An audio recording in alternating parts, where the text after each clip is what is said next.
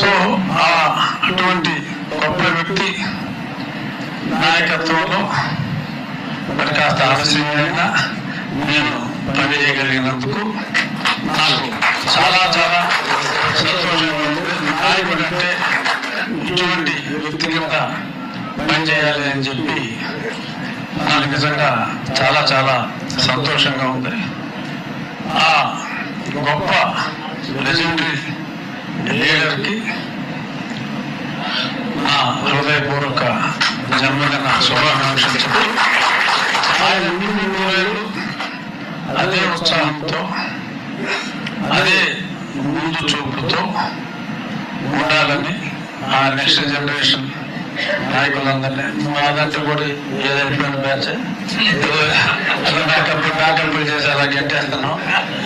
ఇలాంటి కుర్రవాళ్ళందరూ బాగా ముందు